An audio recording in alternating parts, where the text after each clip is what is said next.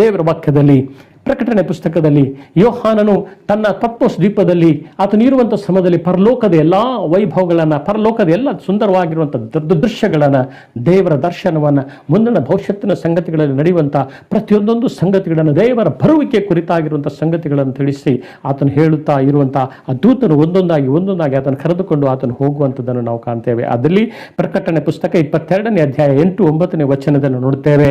ಆ ದೂತನನ್ನು ಎಲ್ಲವೂ ಹೇಳಿ ಮುಗಿಯಲ್ಪಟ್ಟ ನಂತರ ಯೋಹಾನನು ಆ ದೂತನಿಗೆ ನಮಸ್ಕಾರ ಮಾಡಬೇಕೆಂದು ಅವನ ಪಾದಕ್ಕೆ ಬಿದ್ದನು.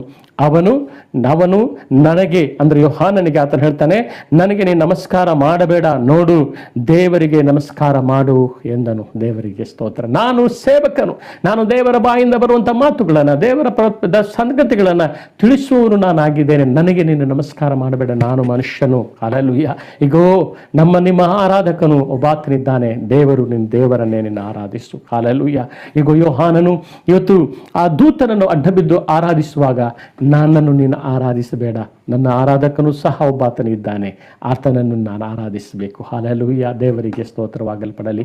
ಇವತ್ತು ಅನೇಕ ಲೋಕದಲ್ಲಿ ನಾವು ನೋಡುವುದಾದರೆ ಅನೇಕ ಸಂಗತಿಗಳು ನಾವು ಕಾಣುತ್ತೇವೆ. ಇವತ್ತು ದೇವರನ್ನು ಆರಾಧಿಸುವ ಬದಲಾಗಿ ಇವತ್ತು ಅನೇಕ ದೂತರುಗಳನ್ನು, ಅನೇಕ ದರ್ಶನಗಳನ್ನು ಹೇಳುವವರನ್ನು, ಅನೇಕ ಪ್ರವಾದನೆಗಳು ಹೇಳುವವರನ್ನು, ಅನೇಕ ಸ್ಥಳಗಳನ್ನು, ಅನೇಕ ಸಭೆಗಳನ್ನು, ಅನೇಕ ಸೇವಕರುಗಳನ್ನು ಬಹಳ ಪ್ರಾಮುಖ್ಯವಾಗಿ ಇಟ್ಟುಕೊಂಡು ಅವರನ್ನೇ ಆರಾಧಿಸುವಂಥವರು ಇವತ್ತು ಆಗಿದ್ದಾರೆ. ಹಲ್ಲೆಲೂಯಾ. ಇವತ್ತು ಪ್ರತಿಯೊಬ್ಬೊಬ್ಬರಿಗೆ ಇವತ್ತು ನಾವು ನೋಡ್ತೇವೆ, ಹೀರೋ ವರ್ಷಿಪರ್ಸ್ ಆಗಿಬಿಟ್ಟಿದ್ದಾರೆ. ಅವರ ಜೀವಿತದಲ್ಲಿ ಅವರ ಸಂದೇಶವೇ ಅವರಿಗೆ ಇಷ್ಟ, ಅವರು ಮಾಡುವಂಥ ಪ್ರಾರ್ಥನೆ ಅವರಿಗೆ ಶ್ರೇಷ್ಠತೆ, ಅವರು ಹೇಳುವಂಥ ಪ್ರಸಂಗವೇ ಅವರಿಗೆ ಬಹಳ ಅದ್ಭುತ, ಅವರಿಂದ ಕೇಳಲ್ಪಟ್ಟಂಥ ಮಾತುಗಳೇ ಅವರಿಗೆ ಆನಂದವಾಗಲ್ಪಡ್ತದೆ. ಪ್ರತಿಯೊಂದನ್ನು ಅವರ ಜೀವಿತದಲ್ಲಿ ಏನಾದರೂ ಮಾಡುವುದಾದರೆ ಅವರು ಮೊರೆ ಹೋಗುತ್ತಾರೆ. ಹಲ್ಲೆಲೂಯಾ.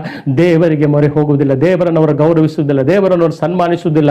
ಅದು ದೇವರ ಜೀವಿತದಲ್ಲಿ ದೇವರಿಂದ ಆಶೀರ್ವಾದವನ್ನು ಪಡೆದುಕೊಳ್ಳುವುದಕ್ಕಾಗಿ ಇವತ್ತು ದೂತರುಗಳನ್ನು, ದೇವರ ಸೇವಕರುಗಳನ್ನು, ಪ್ರವಾದಿಗಳನ್ನು ಅಥವಾ ಇನ್ನಿತರ ಸಂಗತಿಗಳಿಗೆ ಅವರು ಅಡಬೀಳುವವರಾಗಿದ್ದಾರೆ, ಅವರಿಗೆ ಗುಲಾಮರಾಗುವವರಾಗಿದ್ದಾರೆ. ಹಲ್ಲೆಲೂಯಾ. ಆದರೆ ಇವತ್ತು ನನ್ನಂತಹ ನಾವು ದೇವರ ಸೇವಕರುಗಳಾಗಿರುವಂಥ ನಮ್ಮಗಳು ಇವತ್ತು ಅನೇಕ ಜನರು ಇವತ್ತು ಅವರನ್ನು ದೇವರ ಸ್ಥಾನದಲ್ಲಿ ಅವರು ಇಟ್ಟುಕೊಳ್ಳದೆ, ಈಗ ನಾನು ಕೂಡ ದೇವರ ಆರಾಧಕನು, ನಮಗೊಬ್ಬ ಆರಾಧಕನಿದ್ದಾನೆ, ಆ ತಂದೆ ಆಗಿರುವಂಥ ದೇವರ ಮಹಿಮೆಯುಳ್ಳ ಕರ್ತನನ್ನು ಆರಾಧಿಸುವರಾಗಿರಬೇಕೆಂಬುದಾಗಿ ನಾವು ಆತನನ್ನು ಪರಿಚಯಿಸುವರು, ಆತನಿಗೆ ಅಡ್ಡಬಿದ್ದು ಆರಾಧಿಸುವ ಹಾಗೆ ನಾವು ಮಾಡುವವರು ನಾವು ಆಗಿರುವವರಾಗಿರಬೇಕು. ದೇವರಿಗೆ ಸ್ತೋತ್ರವಾಗಲ್ಪಡಲಿ. ಹಲ್ಲೆಲೂಯಾ.